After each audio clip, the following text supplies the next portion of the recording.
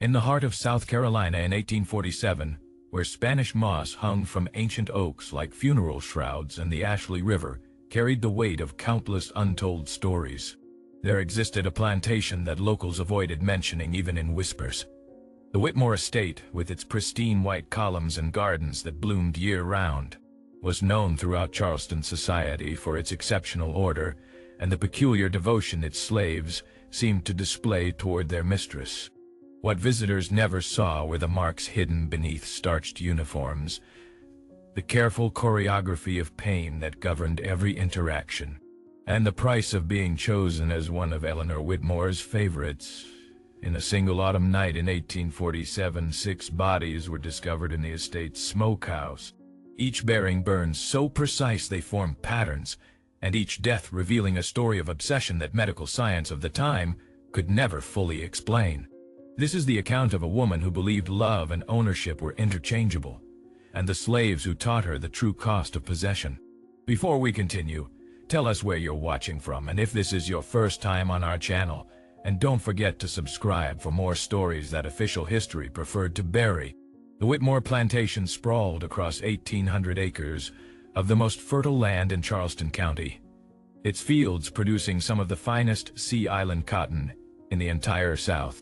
The main house sat atop a gentle rise, commanding views of the river and the endless rows of cotton that stretched toward distant tree lines.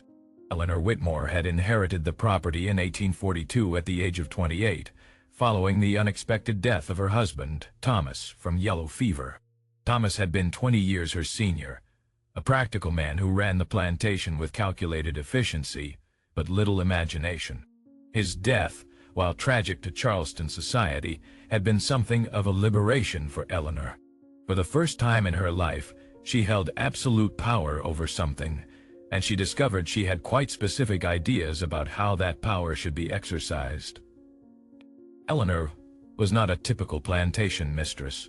Educated at a prestigious Charleston finishing school, she spoke fluent French, played piano with considerable skill, and maintained an extensive library in the main house. She was striking rather than beautiful, with sharp features, pale skin that burned easily in the southern sun, and eyes of such dark brown they appeared almost black. Her slaves noted that those eyes seemed to look through people rather than at them, as if constantly evaluating, measuring, calculating value. What set Eleanor apart from other mistresses of her class was her hands-on approach to plantation management. While most wealthy women left such matters to overseers, Eleanor insisted on personally selecting house slaves, supervising their training, and what she called cultivating their proper deportment and loyalty.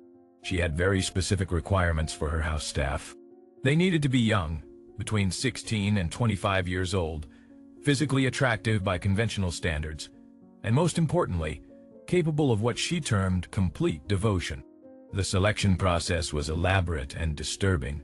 Each potential house slave underwent weeks of evaluation, during which Eleanor observed their every movement, tested their obedience with increasingly demanding tasks, and assessed their capacity for what she described as appropriate gratitude. Those who passed her tests were brought into the main house and given positions that placed them in constant proximity to their mistress. Personal maids, footmen who attended dinner parties, seamstresses who worked in Eleanor's private chambers. In 1845, 2 years after taking control of the plantation, Eleanor developed what she initially described to her Charleston society friends as a system for preventing theft and ensuring accountability. She began marking her favorite house slaves with small brands, discreet marks placed on their shoulders or upper backs where clothing would conceal them. She explained to visitors who occasionally glimpsed these marks that it was simply a practical matter, no different from branding livestock, and actually rather progressive as it eliminated the need for harsher punishments when property went missing. What Eleanor didn't mention was the ritual that accompanied each branding. The chosen slave would be brought to her private study at night, always when the house was quiet and no other slaves were present. Eleanor would personally heat the branding iron in the fireplace, a custom-made tool no larger than a silver dollar, bearing her initials E and W intertwined in an elegant script. While the iron heated, She would talk to the slave about loyalty, about the honor of being chosen, about how the mark represented a special bond between mistress and servant. Then would come the branding itself, which Eleanor performed with clinical precision. Pressing the hot iron to bare skin for exactly 8 seconds, she had timed it repeatedly to achieve the perfect depth. The slave was forbidden to scream, forbidden to show more than silent tears. Any vocalization resulted in the process being repeated. Eleanor kept detailed journals about each branding, recording the date, the slave's name, their reaction to the marking, and her own observations about their worthiness. She wrote in careful cursive about how the act of branding created intimacy, how the slave's willingness to accept the mark without resistance proved their devotion, how the permanent scar served as a constant reminder of their special status within the household.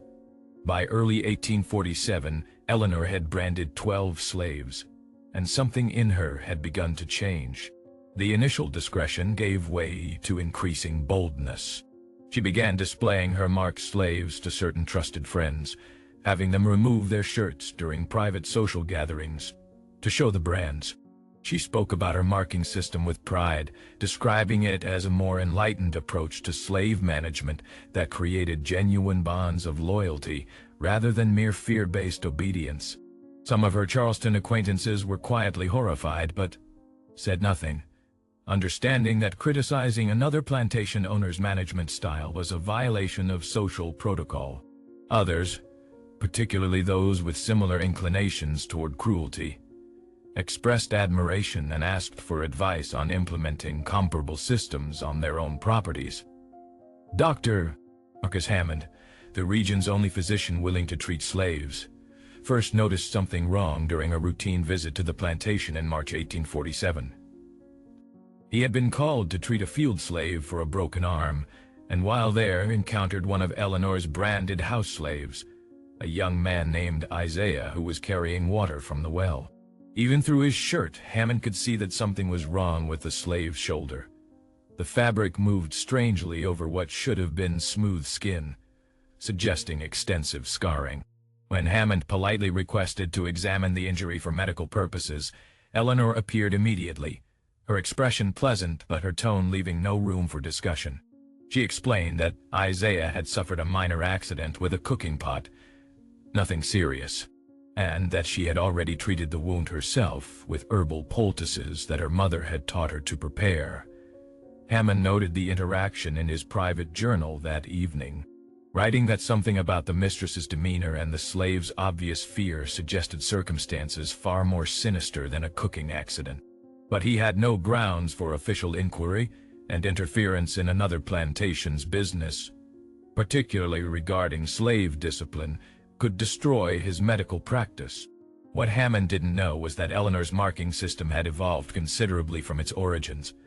The initial brands had been small, discreet, a single mark on the shoulder. But as Eleanor's obsession deepened, so did the complexity of her designs. She had commissioned a blacksmith in a neighboring county, someone who didn't know her and wouldn't connect the tools to their eventual use, to create a series of custom branding irons. Some formed elaborate patterns interweaving letters and symbols. Others were designed to be used in combination, creating larger images across broader areas of skin. By spring of 1847, some of her marked slaves carried brands that covered their entire backs, the result of dozens of individual applications over months. Each new mark laid precisely adjacent to previous ones to form intricate, horrible artwork. The slaves who bore these extensive brands moved carefully, their burned skin still sensitive years after the initial marking. Some had developed chronic infections where the brands had been too deep or too numerous, the body unable to properly heal tissue that had been repeatedly traumatized. Eleanor kept them working nonetheless, considering their suffering simply part of their service, evidence of their devotion to her. She had recently begun describing these extensively marked slaves as her collection, displaying them to select visitors with the same pride a museum curator might show rare artifacts. The transformation of Eleanor's practice from disciplinary marking to systematic torture happened so gradually that even she might not have recognized the shift. She began requiring branded slaves to undergo regular rebranding, refreshing marks that had begun to fade or scare over too completely. She developed preferences for certain slaves, repeatedly calling them to her study for new marks until their bodies became maps of her obsession. And she started keeping more detailed records, not just about the brandings themselves, but about the slaves' reactions, their healing times, the exact appearance of each scar at weekly intervals. Isaiah was Eleanor's favorite, though he would never have chosen that distinction. At 19 years old, he had been born on the plantation and trained from childhood for house service. Tall and unusually handsome, with features that Eleanor found aesthetically pleasing, he had been among the first slaves she branded after taking control of the estate. His initial mark, placed on his left shoulder blade in 1843, had been relatively small and healed without complication. But over the following 4 years, Eleanor had called him to her study more than 30 times, each session adding new marks until his entire back, both shoulders, and portions of his chest carried her brands. The most recent marks, added just weeks before, formed what Eleanor described as her masterwork, an intricate design that she claimed represented the intertwining of servant and mistress, slave and owner, property and proprietor. Isaiah could no longer sleep lying down, the pressure on his scarred skin too painful. He spent nights sitting upright in the corner of the small room he shared with 3 other house slaves, occasionally dozing but never truly resting.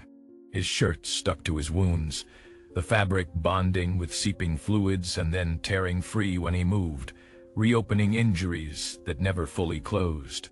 He had developed a fever that came and went, his body fighting infections it couldn't overcome while simultaneously being subjected to new trauma. Other slaves in the main house watched Isaiah's deterioration with growing horror and helplessness.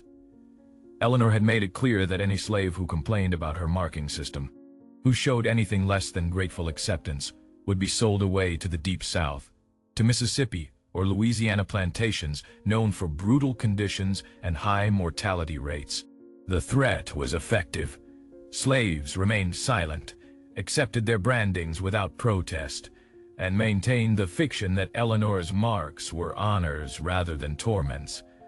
But among themselves, in the quarters where Eleanor never ventured, they whispered about ways to survive, about how to avoid being chosen as favorites, about whether death might be preferable to being added to the mistress's collection. It was during the summer of 1847 that the first death occurred, though its true nature wouldn't be understood until much later. A young woman named Ruth, who bore extensive brands across her shoulders and upper back, was found collapsed in the kitchen garden on a sweltering July afternoon. Dr. Hammond was summoned and determined that Ruth had died of heat stroke, a tragic but not uncommon occurrence during Charleston's brutal summers. What he noticed but didn't publicly comment on was the extensive infection across Ruth's branded skin, the way her body had clearly been fighting systemic illness for weeks, or possibly months. Eleanor attended Ruth's burial in the slave cemetery with appropriate solemnity, even remarking to the assembled slaves about what a devoted servant Ruth had been. She kept Ruth's name in her branding journal, marking the date of death with a small notation that the slave had been part of her collection for 3 years. There was no indication that Eleanor connected Ruth's death to the repeated trauma her body had endured, or if she did make that connection, that it troubled her in any way. The second death came in August. Marcus, a footman who had served in the main house for 5 years and bore brands covering most of his back and both arms, died in his sleep.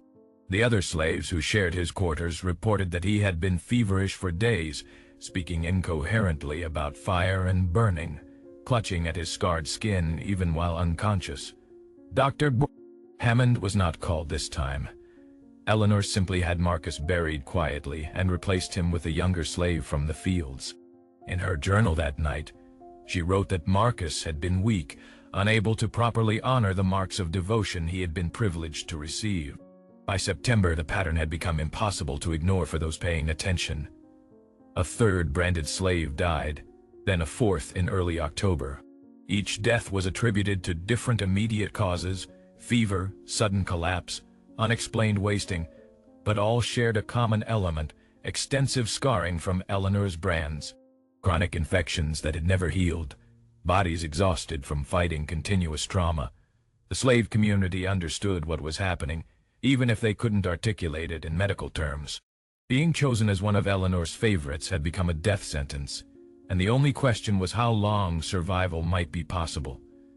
Isaiah had begun to understand that he was dying. The fever that had intermittently troubled him had become constant, and he could feel his strength fading day by day.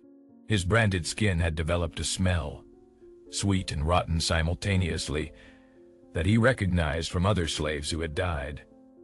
He knew he had perhaps weeks left, certainly not months, and in his remaining time, he began to plan something that would have been unthinkable to him just a year before. The slave quarters had their own hierarchies and their own forms of knowledge, passed down through generations or learned through bitter experience. Isaiah sought out an older woman named Miriam, who worked in the fields but was known among the slaves as someone who understood herbs and roots, plants that could heal or harm depending on usage and intention. Speaking to Miriam was dangerous. Eleanor had forbidden slaves from gathering herbs or preparing medicines, insisting that all medical treatment come through her or Dr. Hammond. But Isaiah was beyond caring about danger. He's going to die anyway, and he wanted his death to mean something. Over the course of several carefully concealed meetings, Isaiah and Miriam discussed what he was planning. Miriam was initially reluctant, understanding that discovery would mean death for everyone involved. But as Isaiah described the ongoing horror in the main house, the new slaves being chosen for Eleanor's collection, even as previous favorites died from their brands, Miriam came to understand that action was necessary. She began teaching Isaiah about certain plants that grew in the marshy lowlands near the river, plants that Miriam's grandmother, stolen from Africa decades earlier, had known about in her homeland. Some caused sleep, some caused visions, and some, used in precise amounts, caused death that looked enough like natural illness to avoid suspicion. The plan that emerged was methodical and born of desperation. Isaiah, who still served at Eleanor's table despite his weakening condition, would have opportunities to add Miriam's preparations to certain dishes. Not to Eleanor's food directly, that would be too obvious, but to the food of her frequent dinner guests. Prominent Charleston families who praised Eleanor's enlightened plantation management and who, by their silent approval, enabled her cruelty to continue. If enough of Eleanor's social circle began to sicken and die after dining at the Whitmore plantation, attention would finally turn to circumstances on the estate. And if Isaiah was going to die anyway, he wanted his death to purchase something more than silence. The execution of the plan began in October 1847. Eleanor was hosting a dinner party for 6 prominent Charleston families, an event she had been planning for weeks, and which would showcase her finest house slaves, including Isaiah, despite his obvious illness. Miriam had prepared a special seasoning, a powder ground from roots and leaves that would cause no immediate symptoms, but would lead to organ failure over the course of several days. Isaiah, moving through the kitchen with the privileges granted to Eleanor's favorites, added minute amounts to several dishes destined for guest tables. The dinner was a social success. Eleanor received effusive compliments on her hospitality, her slaves' deportment, and the quality of the meal. Isaiah served with mechanical precision, his movements careful to avoid tearing the scabs that had formed over his most recent brands. Several guests even commented on his dedication, noting to Eleanor what a fine example he was of properly managed slave labor. 2 days later, one of the dinner guests, a wealthy merchant named Thompson, fell mysteriously ill. His symptoms were confusing to physicians: progressive weakness, confusion, and organ failure that seemed to have no clear origin. He died within a week. His death was attributed to unknown causes, possibly related to aging, though Thompson had been only 52 and previously in good health. Before Thompson was even buried, another dinner guest took ill with similar symptoms. Then, a third. Within 3 weeks of Eleanor's dinner party, 4 of the 6 families who had attended lost a member to inexplicable illness. Charleston's medical community was baffled. Dr. Hammond, who had treated several of the victims, noted the peculiar similarity of their symptoms and the fact that all had recently dined at the Whitmore plantation, but suggesting poisoning seemed outlandish. Eleanor Whitmore was a respected member of Charleston society, and her slaves were known for their loyalty. What possible motive could exist for such an act? Isaiah died in mid-November, his body finally surrendering to infections and exhaustion. Eleanor noted his death in her journal with what seemed like genuine grief, writing that he had been her finest creation, her most perfectly marked slave, and that she would never find another who accepted her devotion with such grace. She had his body buried in a special section of the slave cemetery, apart from others, marked with a stone that bore his name and the dates of his service. It was the closest thing to honor the slave society allowed. But Isaiah's death didn't end what he had begun. Miriam, understanding that the window for action was closing, took matters into her own hands with a plan even more direct than poisoning dinner guests. She knew the main house layout from decades of watching, knew Eleanor's routines, knew the location of the study where the branding irons were kept. On a moonless November night, while Eleanor slept in her second-floor bedroom, Miriam entered the main house through a door that Isaiah, in his final days, had deliberately left unlocked. She moved through the darkened halls with purpose, not to Eleanor's bedroom, but to her study, where she gathered the branding irons, the journals documenting 4 years of systematic torture, and specific papers related to Eleanor's management of the plantation. Then she did something that would ensure the story could never be completely buried. She started a fire. Not a dramatic blaze that would immediately alert the household, but a slow, methodical burn in Eleanor's study, feeding papers and journals into the fireplace and allowing the flames to gradually spread to the room's wooden paneling.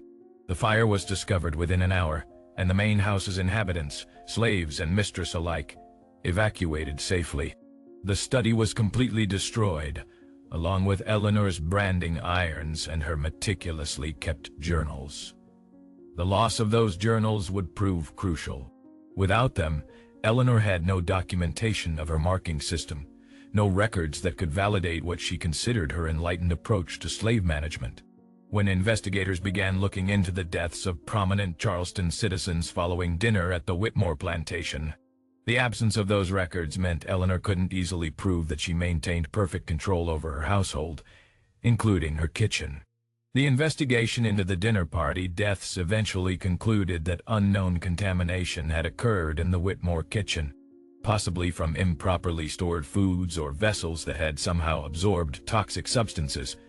No individual was charged with poisoning. The concept that slaves might deliberately poison their masters being so threatening to the social order that investigators preferred to attribute deaths to accident rather than intent. But Eleanor's reputation never recovered. Whispers spread through Charleston society about the dinner party that had killed 4 prominent citizens, about the suspicious fire that had destroyed evidence, about the unusual number of slave deaths at the Whitmore plantation over the previous year. Eleanor found herself gradually excluded from social events, invitations that had once been automatic now no longer arriving. Her presence at church gatherings was tolerated but no longer welcomed.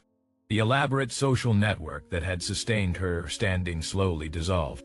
Without social validation for her practices, Eleanor's obsession with marking slaves began to seem less like enlightened management and more like the cruelty it had always been. Dr. Hammond, no longer concerned about protecting his practice since he was now openly investigating deaths related to the plantation, conducted examinations of Eleanor's remaining branded slaves in January 1848. What he found horrified him enough that he filed a formal report with Charleston authorities, documenting systematic abuse that went far beyond normally accepted bounds of slave discipline. The report detailed chronic infections, deliberately inflicted burns covering enormous portions of bodies, evidence of repeated trauma that served no disciplinary purpose, but appeared intended solely to cause suffering. Charleston authorities faced an impossible situation. Eleanor Whitmore was a property owner and member of their social class.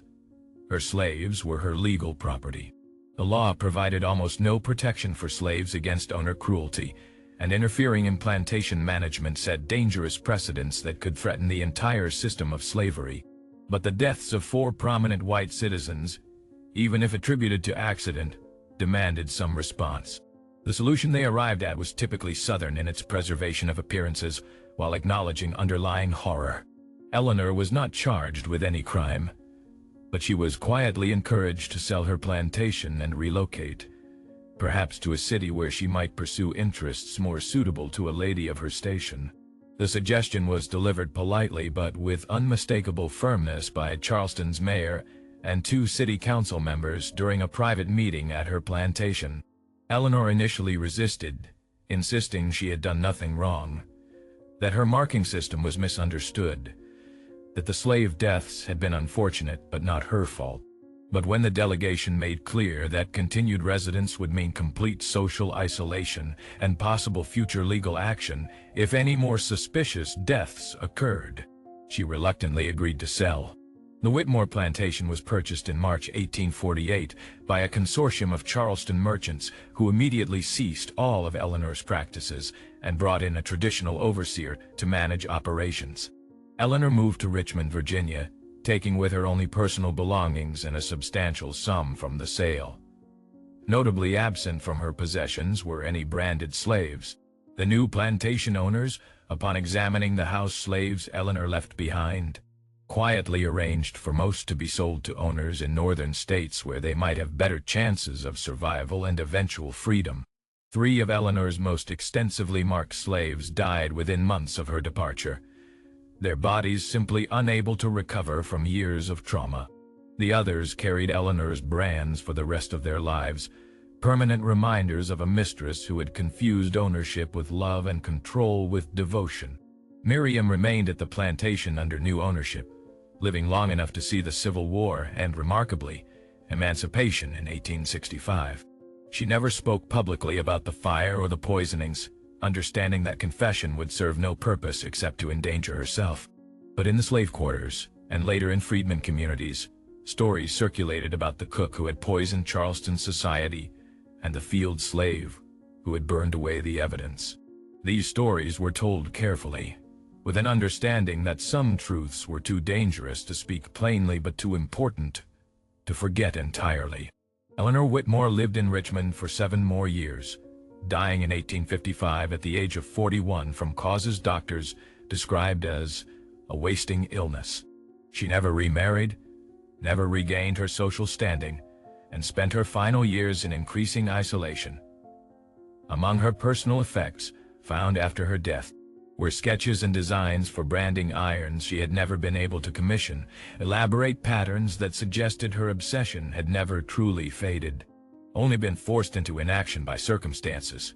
The sketches were quietly destroyed by the Richmond family who handled her estate, understanding that some evidence of human cruelty served no purpose in preservation. The Whitmore plantation continued operating under various owners until the Civil War, when it was burned by Union forces during Sherman's march through South Carolina. The slave quarters, the fields, the main house where Eleanor had once conducted her marking rituals, all were reduced to ash and rubble. In the decades that followed, locals avoided the property, claiming it was cursed, that screams could be heard on certain nights, that the smell of burning flesh sometimes drifted through the overgrown fields where cotton had once grown. These claims were dismissed as superstition by rational minds, but they persisted nonetheless, passed down through generations as a reminder that some cruelties leave marks deeper than scars on skin. Today, more than 170 years after Eleanor Whitmore left South Carolina, the location of her plantation is marked only by archaeological surveys and historical records. The land has returned to forest, Spanish moss once again hanging from ancient oaks that witnessed but cannot speak of what occurred beneath their branches. But the story persists, told in histories of slavery's most disturbing manifestations, analyzed by scholars studying the psychological dynamics of absolute power. remembered as a cautionary tale about what happens when ownership is confused with relationship and cruelty is mistaken for devotion. Eleanor Whitmore believed she was creating bonds of loyalty through her branding system, that the marks she inflicted represented special intimacy between mistress and slave. She never understood, perhaps until her final isolated years in Richmond, that what she had actually created was a testament to slavery's fundamental horror, the reduction of human beings to property so complete that their bodies could be permanently marked for another's satisfaction.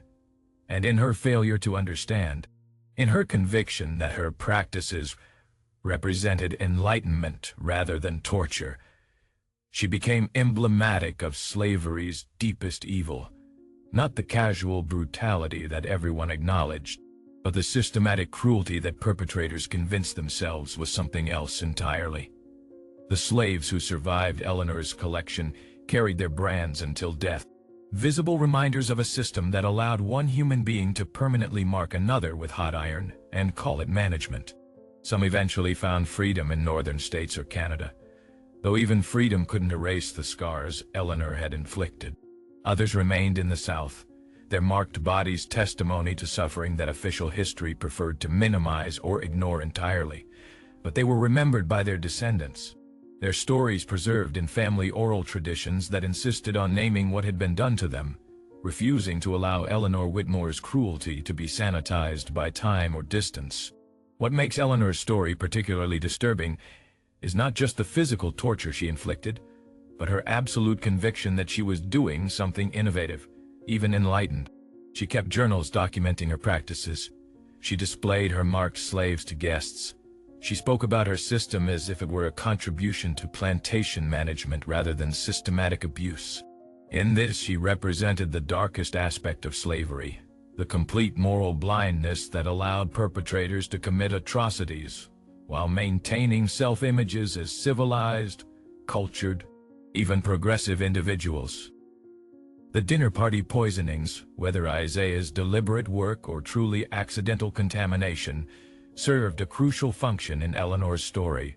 They drew external attention to circumstances on the plantation that might otherwise have remained hidden behind the walls of plantation privacy, and the social code that prohibited interference in others' slave management. Without those deaths of prominent white citizens, Eleanor might have continued her practices indefinitely, her collection of branded slaves growing until disease or despair killed them all. In this sense, whether the poisonings were deliberate or accidental almost doesn't matter. They forced Charleston society to confront, however obliquely, what was happening on the Whitmore plantation, and to acknowledge that some practices crossed lines, even in a system that had virtually no limits on owner cruelty. The fire that destroyed Eleanor's journals and branding irons, almost certainly Miriam's work, though never proven, ensured that Eleanor's own documentation of her crimes couldn't be used to justify or normalize what she had done. It represented one of slavery's countless acts of resistance, the deliberate destruction of master records by enslaved people who understood that controlling the historical narrative was as important as surviving the present moment. If this story revealed something you never knew about plantation life, leave a comment telling us what disturbed you most. And if you want more untold stories of America's darkest chapters, subscribe. These stories matter not just as history, but as reminders that absolute power over other human beings inevitably corrupts. That systems permitting such power will produce Eleanor Whitmores in every generation, and that resistance, even when it costs everything, remains possible. Some believe Eleanor Whitmore found peace in her final years in Richmond. That isolation and declining health brought understanding of her crimes. Others insist she died as she lived, convinced of her own righteousness, unable to see the horror in what she had done. What is certain is that her name, once spoken with respect in Charleston drawing rooms, became a whisper of warning about the specific cruelty that arises when power meets obsession, when ownership is mistaken for love, and when human beings are reduced to canvases for another's twisted artistry.